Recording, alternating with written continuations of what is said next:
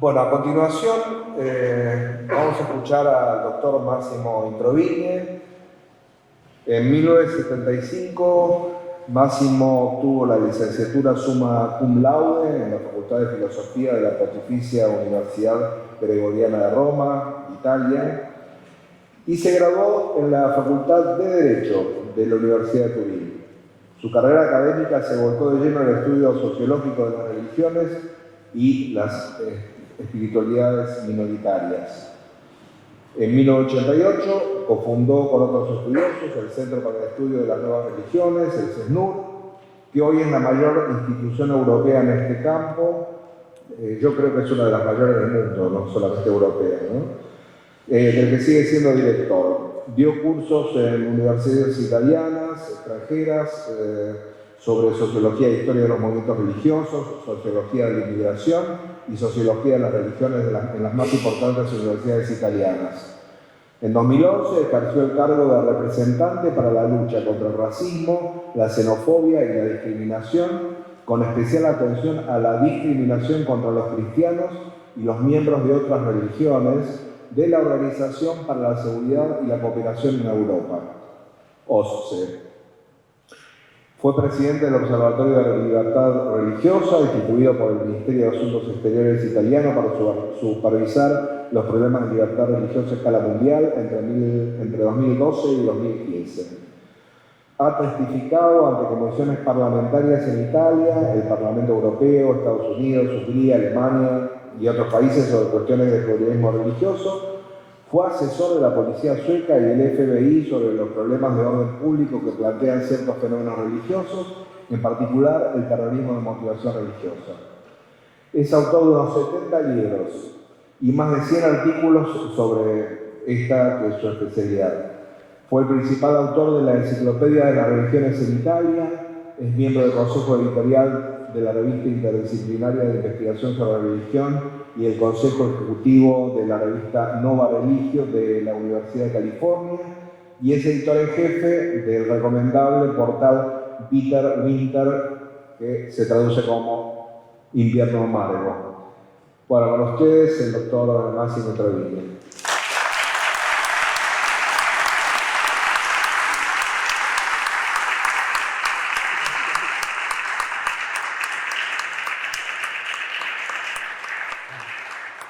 Gracias a Alejandro y a los organizadores, y quiero profundizar tres temas de que ya le han hablado: el pánico moral sobre sectas, los apóstatos y las víctimas putativas. En la década de los 1970, los sociólogos desarrollaron el nuevo concepto de pánico moral para explicar cómo algunos problemas sociales se sobreconstruyen y generan temores exagerados, desproporcionados con respecto a la amenaza real. Según Philip Jenkins, la reacción de pánico no se produce debido a ninguna evaluación racional de la magnitud de una amenaza concreta. Más bien, el pánico es el resultado de temores mal definidos que acaban encontrando un foco dramático y sobresimplificado en un incidente o estereotipo que luego proporciona un símbolo visible para la discusión y el debate. Jenkins hace hincapié en el papel que desempeñan en la creación y gestión de los pánicos morales los empresarios morales, que tienen intereses creados en perpetuar los temores específicos. Las sectas se han estudiado a menudo como objetivo por excelencia de los pánicos morales. Según Jenkins, las sectas desempeñan una conveniente función integradora al proporcionar un enemigo común, un forastero peligroso, contra el que la corriente dominante puede unirse y reafirmar sus normas y creencias compartidas. Los pánicos morales nunca carecen de base objetiva. Nadie niega seriamente que algunos nuevos movimientos religiosos hayan sido o sean hoy culpables de actividades delictivas. Los críticos de las sectas nos dicen que los académicos son apologistas de las sectas, dispuestos a negar que los nuevos movimientos religiosos o las minorías religiosas en general perpetren alguna vez actividades delictivas u otras actividades ilegales. Estos apologistas de sectas serían personajes bastante extraños, pero si es que existen, nunca he conocido a ninguno. Sin embargo, el verdadero problema es la prevalencia, no la existencia. Aunque es obvio que los miembros de algunos nuevos movimientos religiosos cometen delitos en algunas circunstancias, no hay pruebas que los miembros de todos o la mayoría de los grupos etiquetados por sus oponentes como sectas sean culpables de actividades ilegales, ni de que los delitos sean cometidos con más frecuencia por el personal de los nuevos movimientos religiosos que por el clero o los miembros de las religiones tradicionales. Es en la escalada, no en la creación del problema, donde entran en escena los empresarios morales. En el caso de las llamadas sectas, se incluye toda una gama de diferentes movimientos que difunden lo que la Comisión de Estados Unidos para la Libertad Religiosa Internacional ha denominado en un documento de 2020 la ideología antisectas, identificándola como una de las principales amenazas a la libertad religiosa. La ideología antisecta procede a través de un modelo en 4 etapas. Primero, el modelo afirma que algunas minorías no son realmente religiones, sino otras cosas, sectas, supuestamente diferentes de las religiones genuinas o organizaciones coercitivas. No se trata de un argumento especialmente nuevo. En julio de 1877, el autor antimormón J.H. Biddle escribió en la revista Scribner's Monthly que, cito, los estadounidenses solo tienen una religión nativa, el mormonismo, y esa es la única excepción aparente a la regla estadounidense de tolerancia universal. De esta anomalía se ofrecen 2 explicaciones. Una, que los americanos no son realmente un pueblo tolerante y que lo que se llama tolerancia es solo tal hacia nuestro protestantismo común o cristianismo más común. Y la otra, que algo peculiar del mormonismo lo saca de la esfera de la religión. La astuta observación de Biddle chantajeó eficazmente a sus lectores estadounidenses para que concluyeran que el mormonismo no era una religión. De hecho, los lectores estaban presumiblemente comprometidos tanto con la tolerancia religiosa como con la idea que los Estados Unidos era por definición el país de la libertad religiosa. En las civilizaciones en las que la libertad religiosa está reconocida como un valor y protegida constitucionalmente, la única forma de discriminar a una minoría religiosa es argumentar que no es una religión. Segundo, el modelo postula que los que distinguen a las religiones genuinas de los grupos que reclaman falsamente su derecho a la etiqueta religiosa es algo llamado lavado de cerebro, manipulación mental u persuasión coercitiva. Esto de nuevo no es nuevo. Ya se acusaba a los mormones de convertir a sus miembros a una religión tan extraña mediante la hipnosis. Este paradigma hipnótico utilizado contra el mormonismo resurgió en las guerras de las sectas de los años 70 en Estados Unidos y otros países, después de que la Guerra Fría suministrara convenientemente la metáfora del lavado de cerebro, una noción creada por la CIA para acusar a los comunistas rusos y chinos de privar de su libre albedrío a los disidentes y prisioneros de guerra. A finales de la década de 80, sin embargo, las teorías del lavado de cerebro habían sido ampliamente desacreditadas por los estudiosos del debate anglosajón. Como explica el erudito estadounidense Mike Ashcraft, en lo que es el manual estándar sobre el estudio académico de los nuevos movimientos religiosos, aquellos que todavía tienen teorías sobre el lavado de cerebro y el control mental, entre ellos algunos psicólogos españoles, la psicóloga social británica Alexandra Stein y el ex desprogramador estadounidense Steven Hassan, no son reconocidos como parte del campo académico principal de los estudios de los nuevos movimientos religiosos y han establecido un campo propio separado, los estudios de las sectas o Catholic Studies. Como señala Ashcraft, los estudios de las sectas nunca fueron aceptados como parte legítima del estudio de las religiones. Continuaron, dice Ashcraft, como un proyecto compartido por un pequeño cuadro de activistas, pero no respaldado por la comunidad académica más amplia, nacional e internacional.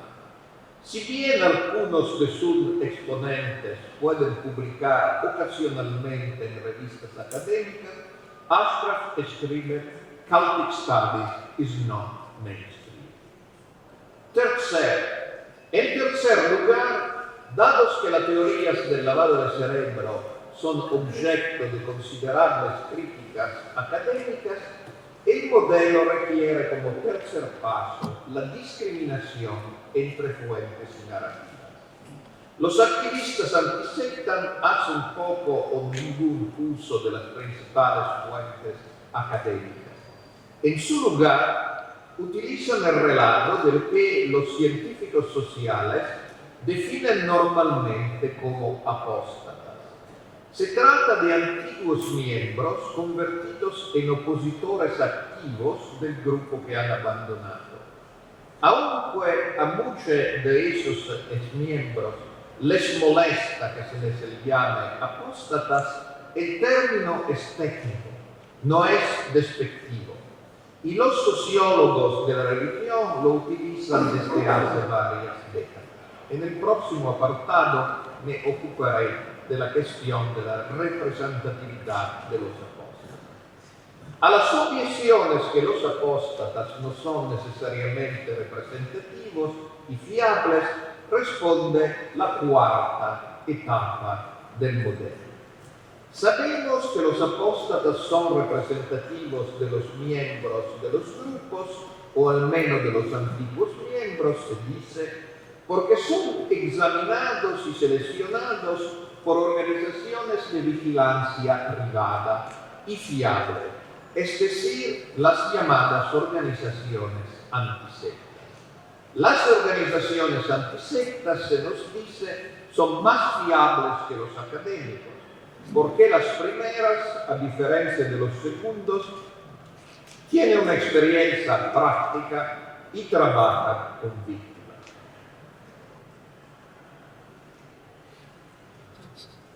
Pero de hecho a las organizaciones antisectas no les interesa la objetividad.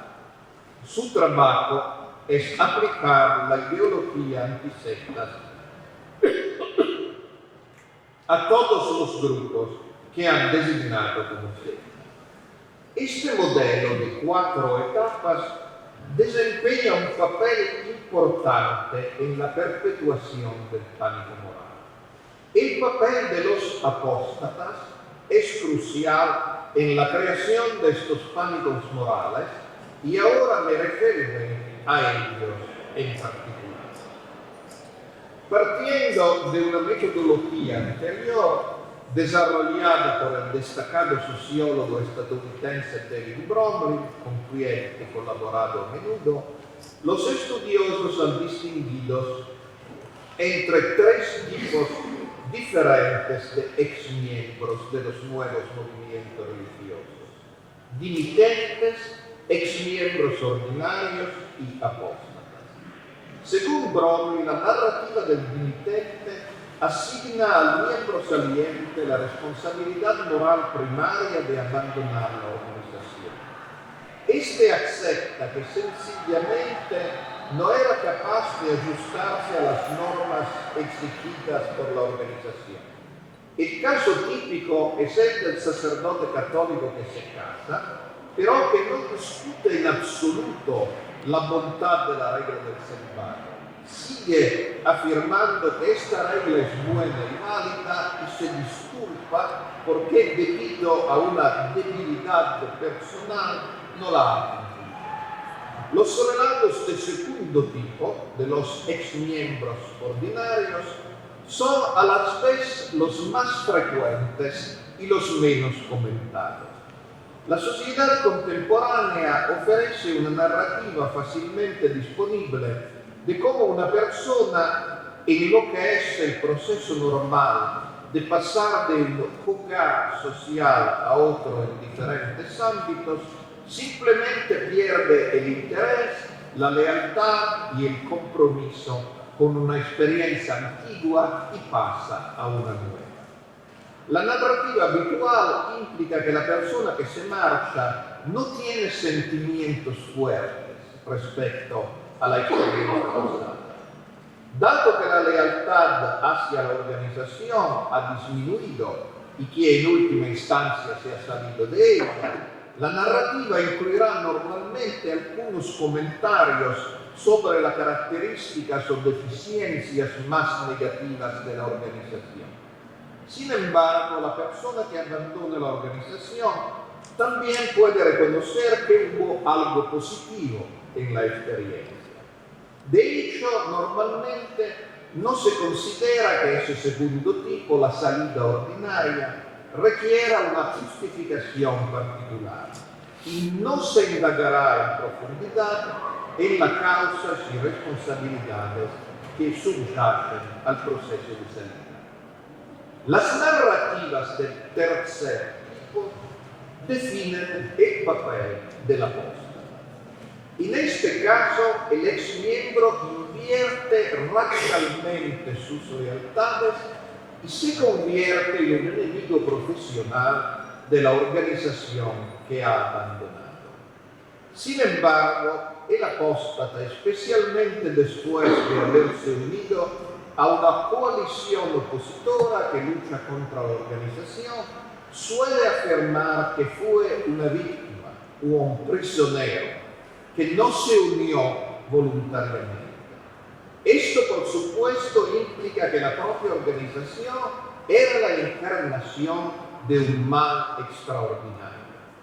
Habiendo sido socializado en una coalición opositora por los movimientos antisectas, el apóstata se encuentra con una serie de herramientas teóricas, incluyendo poderosas metáforas de lavado de cerebro, listas para usar, que le ayudan a explicar precisamente por qué la organización es malvada y capaz de primar a sus miembros de su libre albedrío. Sin embargo, las investigaciones actuales parecen sugerir que los apóstatas no representan más que un segmento minoritario de los antiguos miembros, incluso de los movimientos religiosos más controvertidos. La gran mayoría de los antiguos miembros pueden clasificarse como exmiembros ordinarios y algunos de ellos incluso como dimitentes.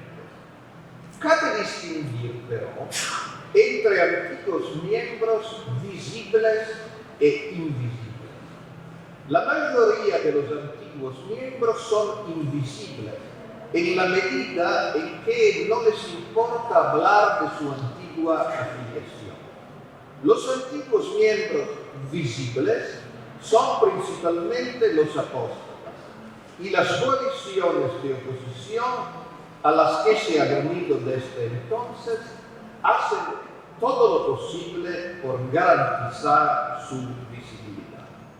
En conclusión, aunque los apóstatas son una minoría de los antiguos miembros de nuevos movimientos religiosos, son los únicos visibles, ya que son los únicos movilizados por los movimientos antisectas o dispuestos a hablar con los periodistas y testificar en casos judiciales.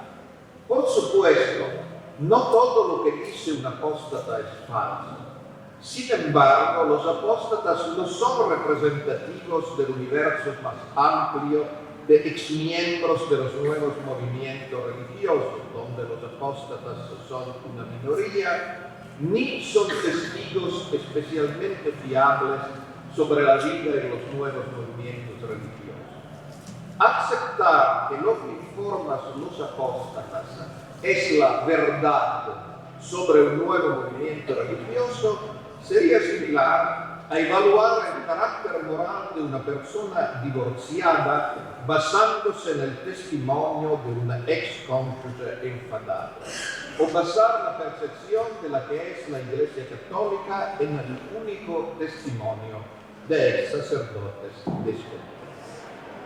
Para concluir, en las causas judiciales contra movimientos estigmatizados como sectas, además de algunos apóstatas, los fiscales intentan movilizar a las víctimas, que la policía supuestamente ha liberado con sus allanamientos en las sedes de los movimientos. El problema es que en la mayoría de los casos las víctimas niegan ser. En octubre del año pasado, la policía francesa allanó sedes de misa, un movimiento neotántrico que enseña al erotismo sagrado. La policía afirmó haber liberado a 58 mujeres que estaban prisioneras y a la espera de ser violadas. 8 meses después, ninguna de las 58 mujeres admitió ser una víctima.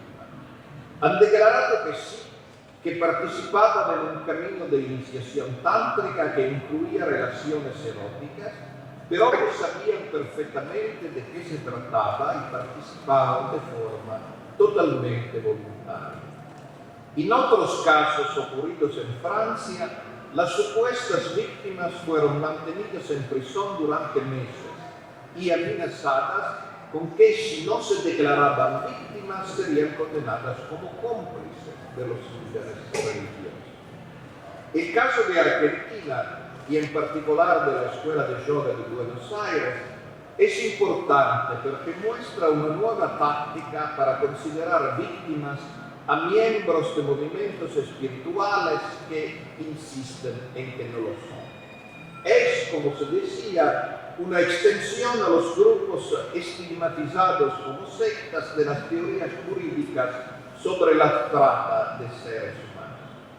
El movimiento abolicionista del que Cecilia nos hablé, que quiere ilegalizar la prostitución, afirma que ninguna mujer o hombre se convertiría voluntariamente en prostituta. Si sostienen lo contrario, es que le han lavado el cerebro. Y de lo que se trata es de identificar quién les está lavando el cerebro.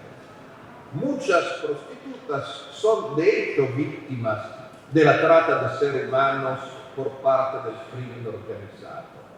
De hecho, la teoría jurídica de la trata de seres humanos se construyó pensando en la prostitución, aunque más tarde se amplió al trabajo mal remunerado de los inmigrantes traficados y otras personas. Una característica clave de la teoría y las leyes sobre la trata de seres humanos es que el hecho de que las víctimas nieguen serlo es irrelevante. Se asume que lo hacen porque están amenazadas o aterrorizadas por el crimen organizado.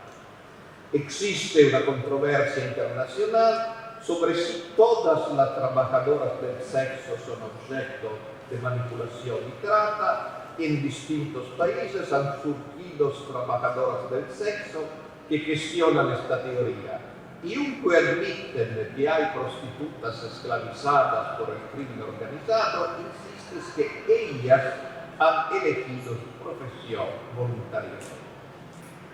En varios países el argumento de que las prostitutas víctimas de trata no se dan cuenta de que lo son debido al lavado de cerebro se ha extendido a los voluntarios que trabajan sin salario para organizaciones religiosas, generando una plétora de casos judiciales. Se argumenta que hasta que no abandonan el movimiento no se dan cuenta que son víctimas de trata porque están sometidas al lavado de cerebro. Aquí, sin embargo, los tribunales de justicia son más reacios a seguir a los fiscales. En Argentina, como escuchemos en el caso de Como Mujer por Fe, los fiscales antitrata han perdido casos contra grupos evangélicos a los que habían acusado de trata por emplear a sus miembros como voluntarios no asalariados. Evidentemente, la situación de las personas que deciden trabajar voluntariamente para una organización religiosa o incluso participar, como en el caso de Misa, en prácticas basadas en teoría y prácticas religiosas que incluyen una exploración de formas alternativas de erotismo y sexualidad, no puede compararse con la de las prostitutas callejeras aterrorizadas por el crimen organizado. A fin de cuentas, las teorías utilizadas en Argentina para argumentar que la persona que afirman categóricamente no ser víctimas de una secta son en realidad víctimas sin saberlo, utilizan el lenguaje y la teoría jurídica de la trata de personas de manera abusiva e instrumental. Lo que en realidad están haciendo es, como decimos en Italia, volver a meter por la ventana algo que se tiró por la puerta, a saber, las viejas y desacreditadas teorías del lavado de cerebro. Demostrar que esas teorías son falsas, no más respetables que otras teorías pseudocientíficas como las de la Tierra plana, contribuirá de forma decisiva a la batalla por la libertad religiosa, a la que también tienen derecho quienes viven de forma diferente a la mayoría y proponen ideas y valores alternativos, pero no cometen ningún delito. Muchas gracias.